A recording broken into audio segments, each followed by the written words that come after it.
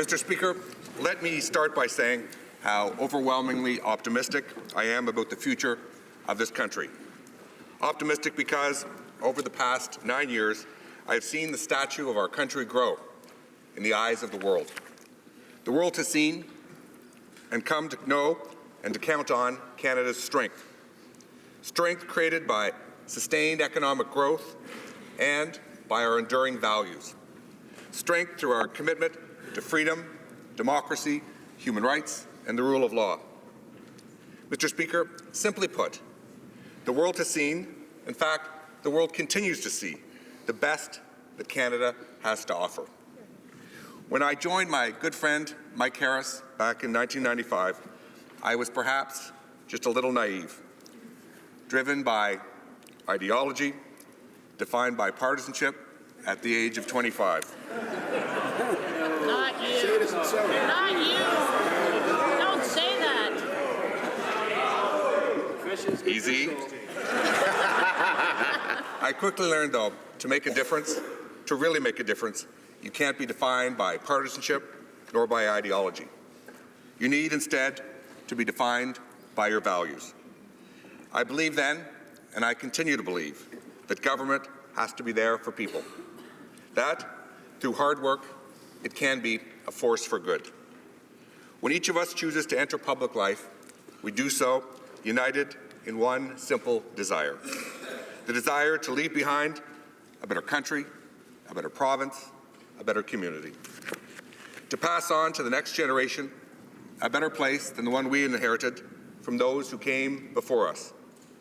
And now today, after serving 10 years in provincial politics, 10 years here in federal politics, 10 ministerial portfolios, and with more gray hairs than I choose to admit, I can step back and say that we have an Ottawa that is vibrant and strong, a province whose future is bright and hopeful, with strong health care and an innovative and resilient workforce, a country that is the best in the world.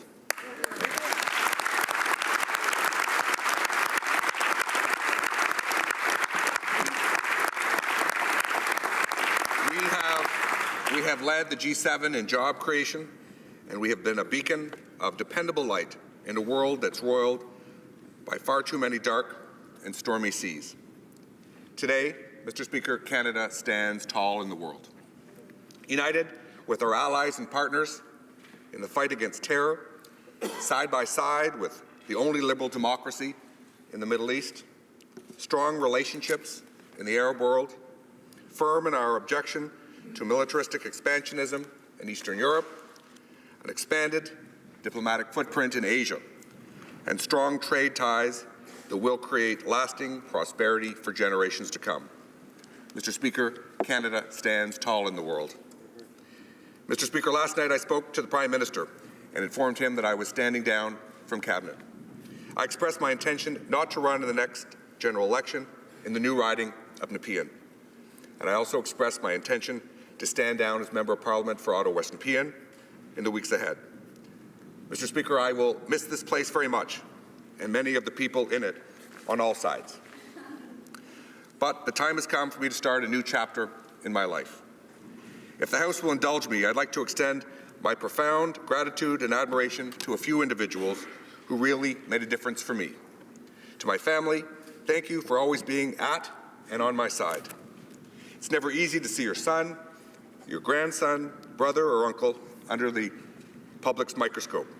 Not only have you been my strength during the difficult times, you have kept me grounded during the good ones. Through you, Mr. Speaker, to the Prime Minister. In 2005, when I was a younger, somewhat thinner provincial MPP, when many others counted him out, I believed in this Prime Minister, and I continue to believe in him today, all these years later.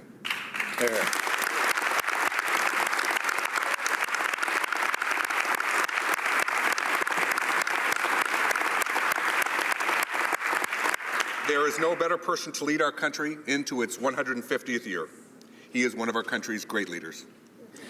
I leave genuinely humbled to have enjoyed his confidence and truly honored to have served with him.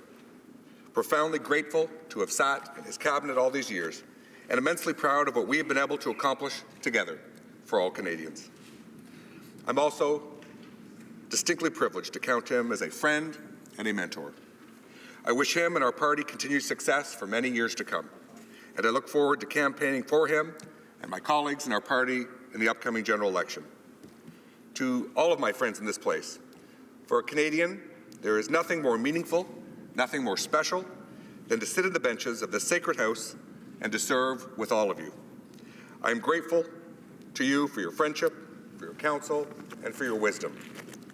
John Diefenbaker once said, "Parliament is more than a procedure. It is the custodian of the nation's freedom." Mr. Speaker, there is no greater honor for a Canadian than to serve in this place.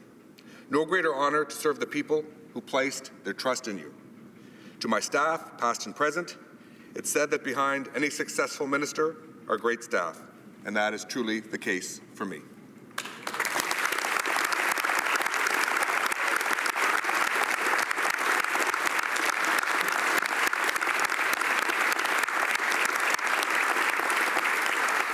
Mr. Speaker, through you, I want to thank all of the staff and security in the House of Commons for their continued service to our democratic traditions. To the public service and all the portfolios I have served in, and to our diplomats abroad, I leave with the feeling that my political career has been one of success in delivering real results for Canadians from coast to coast to coast. And I thank all of you from the bottom of my heart for standing by my side and for your valued contributions to our country. And finally, and most importantly, to the people of Ottawa West Nepean, to the people of Nepean and the people of Ottawa, thank you.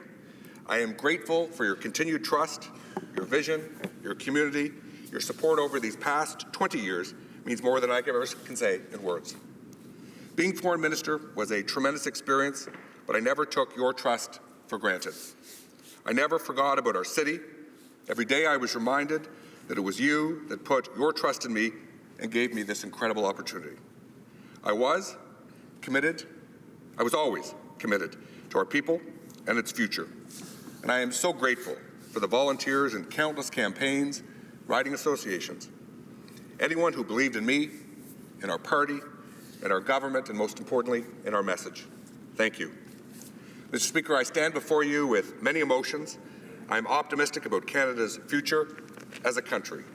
I'm optimistic about my future and the opportunities that lie before me. At the same time, I'm very saddened to leave this place behind. Saddened to leave behind those who I care so deeply. Grateful for the opportunity to serve my country, proud of the legacy of our government, and honored to have had the opportunity to stand in this place.